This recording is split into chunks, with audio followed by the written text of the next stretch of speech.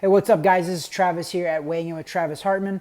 I am going to weigh in on a very a tough topic to weigh in on. It is Oscar Valdez failed a drug test the beginning of the week, I believe it was, or last week. He had his A and B samples tested, and they both tested positive for, I believe it's Fintermin is what it's called. It is a weight loss drug, is what it's used for, but it's a banned substance, and he tested positive for it. But after meeting with the commission and I think it's the Pascu Yaqui Nation and Tucson, Arizona, they're allowing this fight to go on, which is supposed to take place this Friday, September 10th. And they're still allowing it. It's his first title defense to go. So let me break it down a little bit. It's very unfortunate because he's been enrolled in the VADA program per the WBC rules, which means he can be tested at any time throughout the entire year, even out of competition and competition. And he's been enrolled in that since 2016, and he's never tested positive before now. So it's kind of a weird situation for sure, but he did test positive. But this is what he posted on his social media. My people, I've never used banned substances to enhance my performance. I have never done it.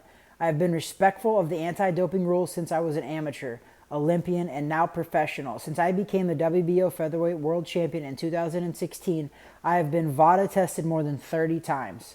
I insisted in writing on VADA testing for myself and Robinson Conceico for this fight.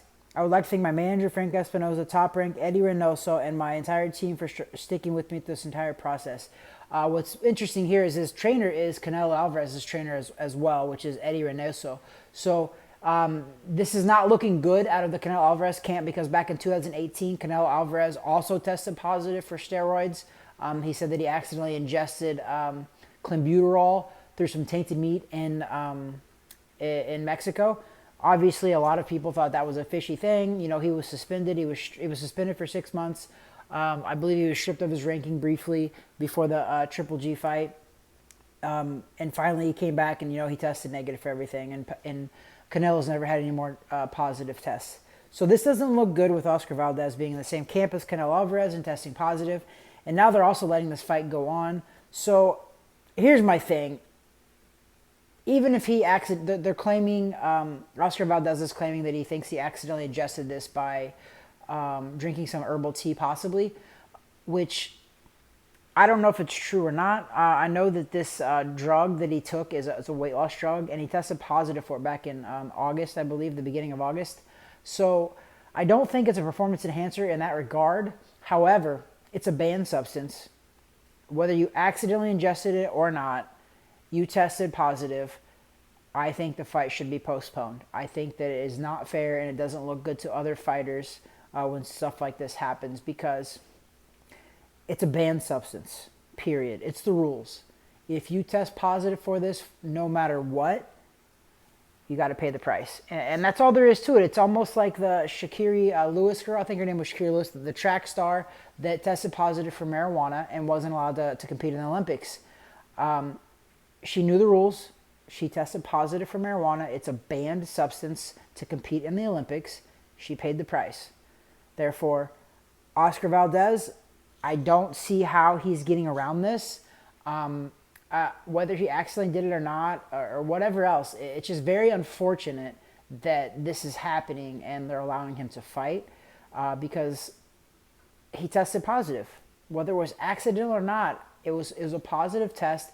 Again, I don't think that this is a performance-enhancing drug per se. It's a weight loss drug. It's used for a lot of weight loss. However, it's a banned substance for a reason.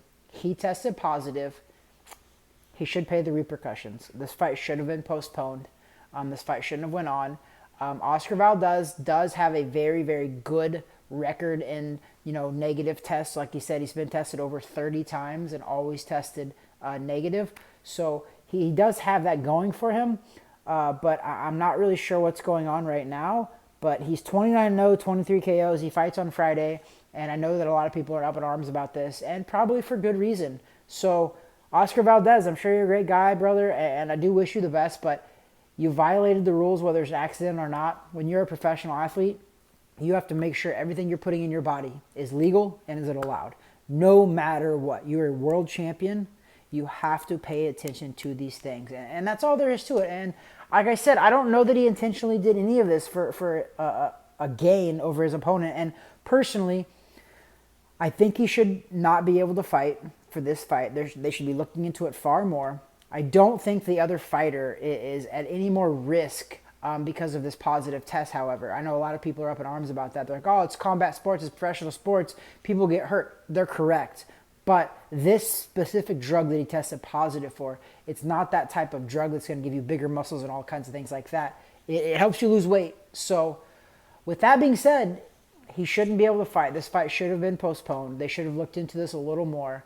And this VADA, which is the Voluntary Anti-Doping Association, they're the ones that have done the testing. And it's just sad that he's fighting still, guys. I know that it doesn't look good in boxing. So that's my take. I think that he should have had to postpone this fight. Unfortunately, he should have had to postpone this fight. This doesn't look good for boxing. Maybe there's more to this story for sure, that we don't know everything. But Oscar Valdez does have a really good reputation. And from right now, from this moment on, it's going to be tainted. And whether he likes it or not, whether he's being truthful or not, it's just going to be tainted. A lot of people are going to look at him as a cheat. And he's not going to get the respect that he deserves. And it's sad. It's an unfortunate instance. But all these other boxers out here know this. You have to know everything you're putting into your body, because there are banned substances for a reason. Okay? You cannot take those. So be careful what you ingest. Be careful what you eat. Take care of your body. Your body is a temple. Your body is your money maker. You don't need this going on, because, like I said, even if Oscar Valdez is telling the truth, this doesn't look good. This is going to haunt him for a very long time. So that's my take at weighing in with Travis Hartman. Oscar Valdez fights this Friday. Also, Evander Holyfield is fighting Belfort in a special attraction after Oscar De La Hoya tested positive for COVID. Evander Holyfield had to fill in, so check that out. Also, Donald Trump and Donald Trump Jr., I believe, will be doing some commentating on this fight, which is happening in Florida. So check out the next episode of Weighing In with Travis Hartman. Subscribe, like, give us some love.